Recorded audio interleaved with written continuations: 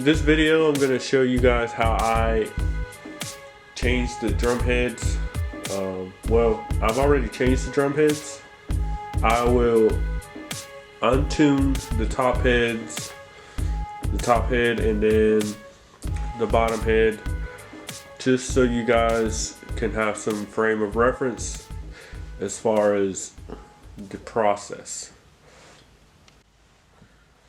Just so you can have an idea, we'll hold it up here.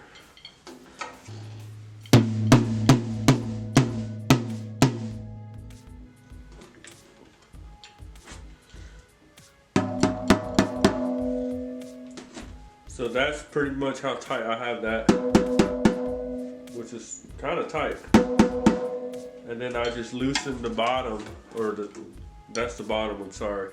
I tighten up the bottom, and then I loosen the top. Okay? So I'm going to loosen these up so you can hear how it's gonna sound. Okay. So now I have loosened the top head. I have loosened it to the point where it's just laying up there. And I will demonstrate this. See, it's loose. If I hit it, that's how it sounds. Now, in order to get the sound that you want, you really just have to mess around with the bottom on my case. And I really didn't do any much tuning to it, right? So this is how it sounds. For the most part, you want it to have some kind of ring to it, because you want it to bounce when you tighten up the top. So it is tight. There's no wrinkles in it. Okay, so that's what you want to look here. See, there's a wrinkle right there, but that's because I'm pressing on it, right? So it's pretty tight. Okay, but not real tight, but it is tight. How many turns is up to you guys. Some people like a less ringing tone, but this is how loose it is. There's no vibration. All right. So here is where I'm going to start tuning it. I like to do across because that's pretty much what everybody does. But it also helps with tightening it up evenly. So what I like to do, is tighten it up just enough to where it grabs. Right? Maybe 2 or 3 turns.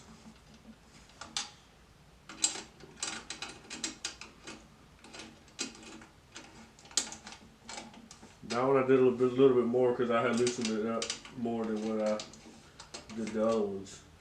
Okay, so now right here you see the little wrinkle.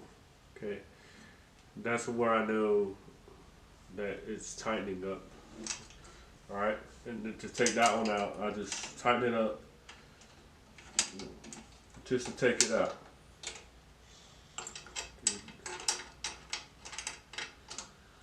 Like I said, it's usually about 2 to 3 turns. That one's done, that one's done, that one's done, done. Then, when I pick it up, so you hear it? Okay.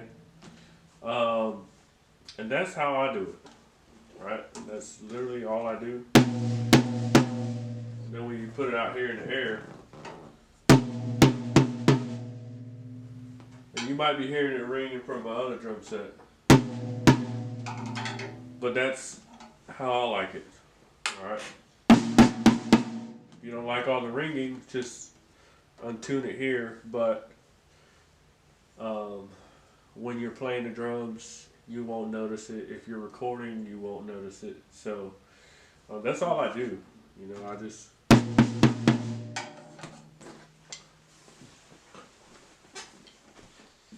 that's all I do. It does depend on the wood. the type of wood, which I like the Maple Concept series. I haven't tried any other one in its category as far as Tama, but the Maple Concept has sounded really great for me, especially recording. Even with the original heads, they sound really great. So here's another one. Here's the Z5. You can see there's wrinkles in it, but you can tell the difference of. So I'll tighten it up where it's wrinkly, just a little bit, about 1 or 2 turns.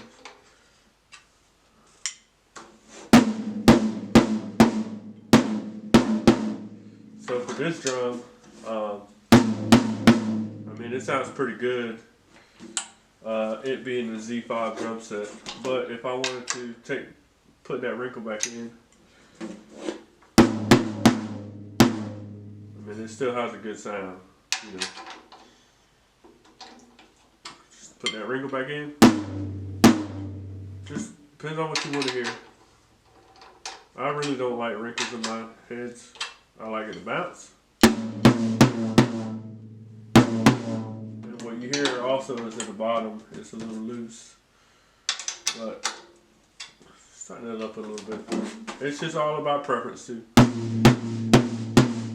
Okay? So something's definitely vibrating. But there's that one. Then there's this. You can definitely hear the difference. So,